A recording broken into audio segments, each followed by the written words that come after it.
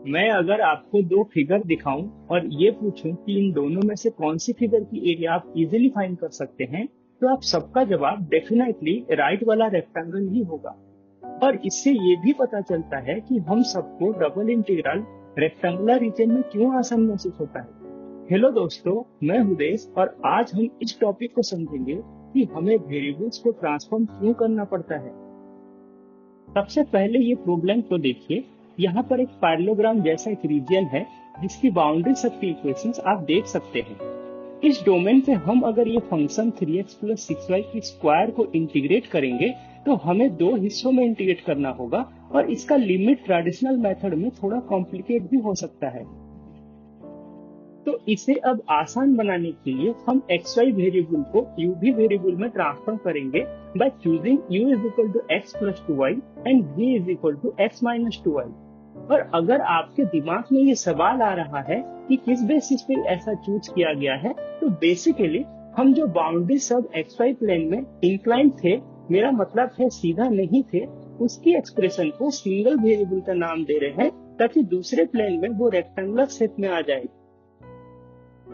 इस ट्रांसफॉर्मेशन के साथ जो हमारा फंक्शन है वो भी ट्रांसफॉर्म होके 9u² बन जाएगा। पर यहाँ एक प्रॉब्लम हो गया है। जो गिवन फिगर था उसकी एरिया छोटा था, जबकि न्यू वाली जो फिगर बना है वो काफी बड़ा है। इसका मतलब dx dy and du dv same नहीं हो सकते। क्योंकि dx dy and du dv same नहीं है, इसका मतलब कुछ मिसिंग है। अब इसको समझने के लिए आप एक सिंगल इंटीग्रेशन को देखिए।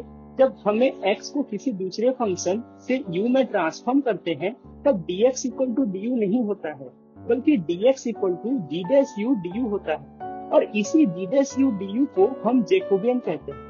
क्योंकि ये सिंगल इंटीग्रेशन में है तो हमें जैकोबियन डबल इंटीग्रेशन में फाइंड करना होगा। तो अब हम 2D जैकोबियन को du dv के साथ मल्टीप्लाई करेंगे तो वो dx dy के साथ सेम हो जाएगा। और 2D जैकोबियन डिटरमिनेंट के फॉर्म में लिखा जाता है जो आपने पढ़ा होगा।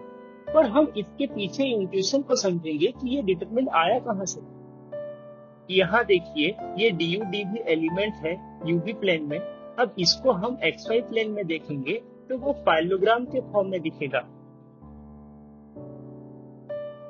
और अब इस पैरेललोग्राम की एरिया निकालने के लिए हम इसकी साइड को वेक्टर फॉर्म में लिखेंगे।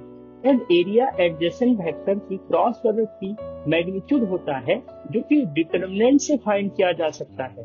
तो अब ये कुछ इस तरह दिखेगा। अब आप जैकोबियन को समझ चुके होंगे। अब हमारा काम आसान हो चुका है और मैं उम्मीद भी करता हूँ कि आप समझे होंगे।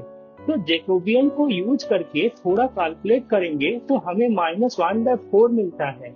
अब इसको सिर्फ du dv के साथ मल्टीप्लाई करके डबल इंटीग्रेट कर देंगे तो हमें हमारा रिजल्ट मिलेगा जो कि 48 है इस प्रॉब्लम के लिए।